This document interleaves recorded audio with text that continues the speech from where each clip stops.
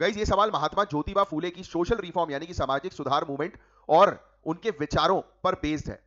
तो वीडियो को पॉज करो, ट्राई करो इसका आंसर देने की। तो ज्योतिबा फूले के सत्य शोधक समाज जो 1873 का था और उनकी किताबों पर फोकस कर रहा है ये वाला क्वेश्चन। तो कुछ चीजों के बारे में अगर हम बात करें ज्योतिबा फूले की, तो इनका सबसे पहले तो टाइम पीरियड, तो 1827 से लेकर 1890 के टाइम पीरियड पर ये थे। वो महाराष्ट्र के एक जाने माने समाज सुधारक थे जिन्होंने कास्ट सिस्टम यानी कि जाति व्यवस्था, अनटचेबिलिटी अछूत प्रथा और जेंडर इनइक्वालिटी लिंग असमानता इसके खिलाफ एक पावरफुल मूवमेंट शुरू किया। उन्होंने शूद्र और अति शूद्र जो दलित होते हैं इनके अधिकार के लिए लड़ाई लड़ी। तो पहले स्टेटमेंट की बात करते हैं।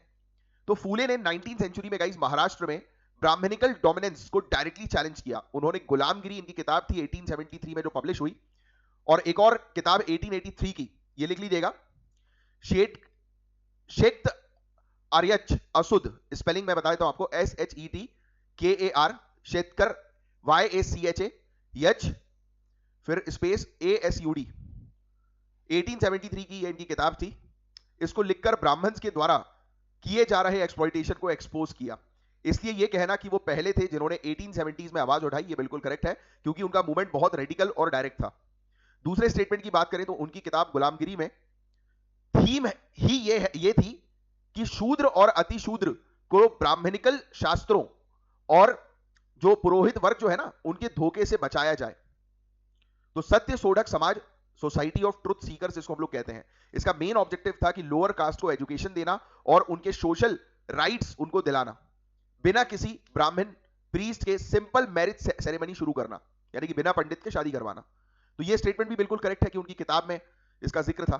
तीसरे स्टेटमेंट की तरफ आए हम लोग कि समाज की आइडियोलॉजी जरूर मास बेस्ड रेडिकलिज्म थी, यानी कि निचली जातियों को जोड़ने वाली, पर इसमें इलीट बेस्ड कंजर्वेटिव ट्रेंड भी था, यानी कि इनके साथ जो लोग जुड़े थे वो सिर्फ निचली जाति के नहीं थे, इसमें ऊंची जाति के लोग भी इनके साथ जो है वो जुड़े थे। इसमें कुनबीज, मालीज, डंगर्स, ये लो कास्ट पीसेंट लेबर्स के साथ साथ मुस्लिम्स और ब्राह्मण्स तक शामिल थे।